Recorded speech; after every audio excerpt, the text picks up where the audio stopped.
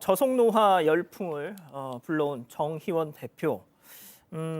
과거 서울 아산병원에서 함께 일했던 30대 여성 위촉연구원 사이의 고소, 맞고소, 반박, 재반박 지금 뭐 한창입니다. 정 대표는 스토킹을 당했다. 여성은 정 대표에게 강제추행을 당했다. 이렇게 말이죠. 자, 그런데 주말 사이에 두 사람의 문자, 카카오톡 메시지 일부가 공개됐습니다. 네, 맞습니다. 그 문자 내용을 공개해드리기에 앞서서 잠깐 상황 설명을 다시 한번 드리면요. 정희원 대표는 서울 아산병원 위촉연구원에게 스토킹 피해를 입었다고 여성을 상대로 고소를 했고, 여성은 고용, 지위를 기반으로 위력에 의한 성적인 폭행을 당했다며 정 대표를 고소했는데요. 여성이 처음에는 위력에 의한 강제추행, 무고, 명예훼손 등의 혐의로 고소를 했습니다. 그리고 사건이 터지고 이 정 대표가 원치 않는 상황에서 지속적으로 연락을 한다면서 여기에 스토킹 혐의까지 추가를 한 상황입니다. 자, 이런 가운데 여성 측이 두 사람이 주고받은 문자를 공개했는데요. 지난 2월 정 대표가 보낸 문자를 한번 보겠습니다. 서로가 말할 필요도 없이 포옹한 채로 한동안 가만히 있었다. 기묘한 밤의 모든 체험, 그리고 되살아난 여성 지배자 기질. 한 번에 몰아쳐서 정신이 몽롱해졌다. 이런 내용이 담겨 있고요. 뭐 결박, 주인 이런 단어와 특정 물품을 반복적으로 언급했습니다. 그리고 그 뒤에 소설 파일 하나를 전송을 했는데요. 이 소설의 주인공이 정 대표와 여성이라고 합니다. 오늘 중에 소설 하나 완성될 듯 역작이다. 계속 수정을 하고 있다. 이런 말들을 하면서 이게 단순한 음란 소설이 아니라 극단적인 성적 취향을 그대로 반영한 소설이라고 강조했습니다. 예, 저희가 이제 방송에서 참 표현하기가 조심스럽긴 한데 결박, 주인 다소 좀 성도착적인 그런 분위기가 풍기죠. 자, 그런데 이 여성의 주장, 정 대표의 행동은 그런 소설 이런 걸로만 그치지 않았다는 거죠. 체크포인트 짚어보죠. 대신 무슨 물건을 받으라고 하는 거죠? 그러니까 뭐 소설에 나온 스타킹이라든가 도구 같은 그런 물건들을 대신 받아라. 여성의 집으로 택배를 보냈다라는 겁니다. 근데 이제 이거를 받아라고 하기 전에 그 문자에 그 인간이라고 하는 것은 이중적인 존재라서 이성을 중시하는 이제 이 전두엽보다도 충동을 우선하는 변형계의 노예가 된다. 이런 또 문자를 보내기도 했다라는 거예요. 여기서 이제 중앙일보 보도가 주말 있는데 사이에 예. 양 변호사님, 이 변연계의 노예라는 표현이 되게 인구에 많이 회자가 되더라고요. 변형계라는 게 이제 감정이라든가 학습을 제어하는 두뇌 기관인 겁니다. 그러니까 전두엽은 주로 로직, 이성을 조종하는 거고 그렇게 알려져 있는 건데 전두엽보다 변형계 이렇게 얘기를 한 거고요.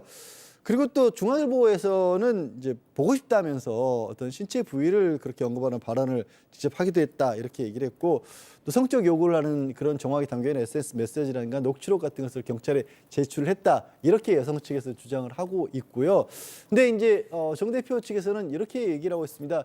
그때 소설이라고 하는 것도 이 여성이 AI 기능을 써보라고 해서 유도를 해서 한번 AI로 작성을 해본 거고 그 여성이 공개하고 있는 것들도 다 악의적으로 편집된 자료 이렇기 때문에 법적으로 대응을 하겠다라는 입장입니다. 그 물건, 특정 물품들 있지 않습니까? 그것도 여성이 원해서 보낸 것이다라고 얘기를 하고 있고 자기가 위력에 의해서 어떤 성적인 관계를 맺은 것이 아니라는 걸 입증할 수 있는 객관적인 증거들이 많이 있다라고 주장하고 있습니다. 근데 저희가 이제 누구의 편을 들자는 게 아니라 앞서 그 소설 그게 AI가 쓴 거지 내가 쓴 게 아니다 이런 내용 이런 해명에 대해서 글쎄요 여론은 그렇게 호의적이지 않습니다. 그렇죠. 자, 일단 여성이 왜 이렇게 하느냐 얘기 중에 가장 눈에 띄는 게 이 정의원 대표가 극단적인 선택에 스스로 목숨을 끊을 수 있는 그런 어떤 걸 하면서 압박을 했다는 얘기를 하고 있어요. 그 중에 하나가 본인이 우상으로 생각했던 사람이 죽을 것 같다 하니까 연민도 있다 하고 그러니까 이제 내 청을 안 들어주면 나 죽을 수도 있다. 예, 고용 문제도 얽혀 있고요. 혹시나 거부 의사했을 때는 해고 가능성 언급이 있었다고 합니다. 그런 것들 때문에 문제인데 특히 좀 증거로는 지난 4월에 정의원 대표가 우리 JTBC입니다. 장제원 전 의원 그 성폭력 단독 보도를 링크를 보내면서 자신은 시한부 인생 10년 이렇게 보냈다고 해요. 그리고 또 그 이후에 사망 기사도 보내면서 압박을 했다라고 하고요. 그러면서 정의원 대표가 자신을 정의원 대표가 가스라이팅 했다 그러면 착취 같은 부분이 있어야 되는데 피해자는 지금 제보자 이 사람이 피해자고 가해자는 정의원 대표라고 얘기를 하고 있는 상황입니다.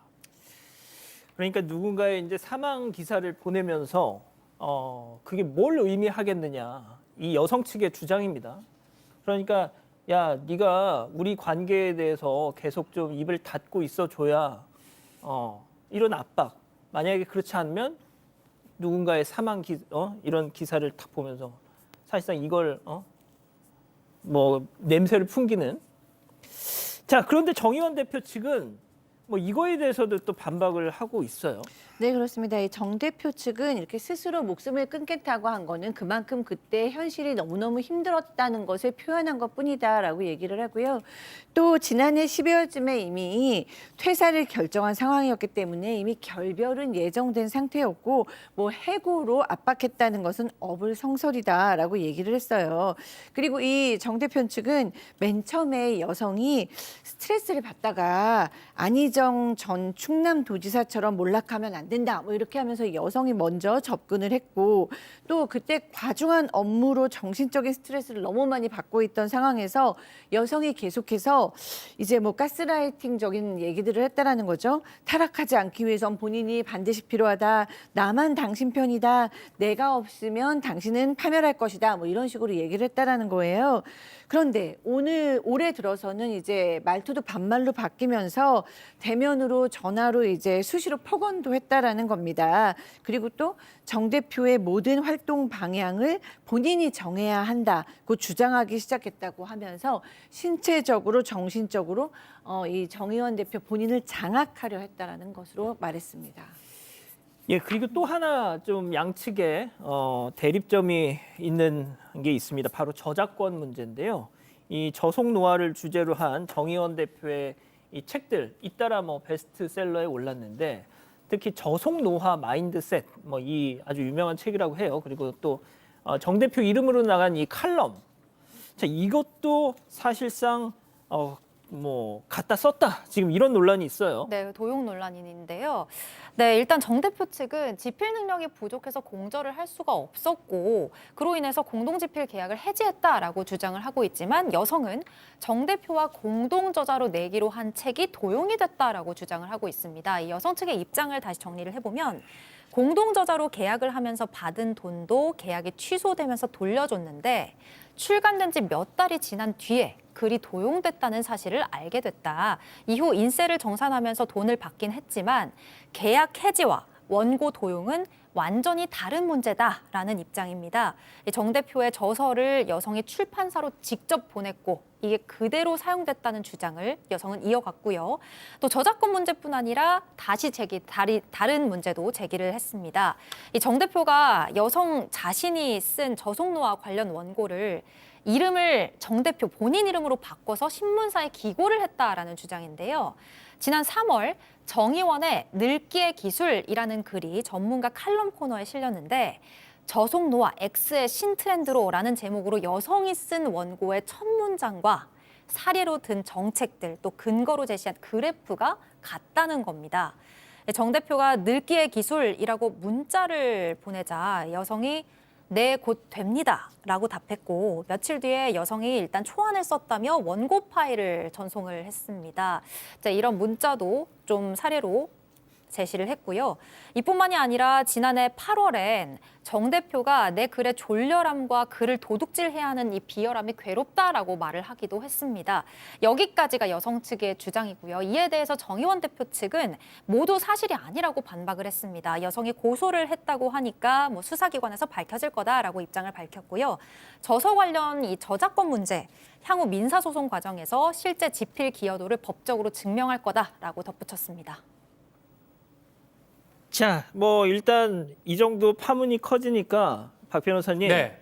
저도 솔직히 이거 터지기 전까지는 정의원 대표라는 사람을 잘 몰랐는데 엄청 유명하신 맞습니다. 분이더라고요. 근데 다 손절각이에요 지금. 엄청난 일들을 하고 있었고 특히 식품회사 같은 게하고 협업을 많이 했었거든요. CJ 제일제당에서 사실은 밥 같은 거 할 때 그 판매할 때 즉석밥. 예, 거기 포장에 이제 얼굴이 새겨져 있기 때문에 많이 팔렸다고 합니다. 그거 지금 홍보물 삭제를 했고요. 매일유업도 지금 협업 관계를 지금 내린 상태입니다. 또 MBC 라디오 진행을 했었는데 이것도 폐지가 됐고요.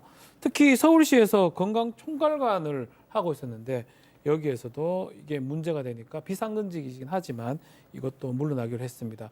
결국 지금 하는 일 대부분 지금 정리된 그런 상황입니다. 자, 이거는 제가 우리 양재열 변호사님께 좀 여쭤볼게요.